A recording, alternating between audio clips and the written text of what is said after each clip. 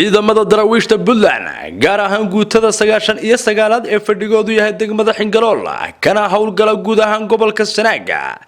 ayaa muddooyinkii u dambeeyay wada howlgallo la xiriira difaaca gobolka iyagoona ku guuleystay badiba sugidda ammaanka goobaha ay ka howlgalaan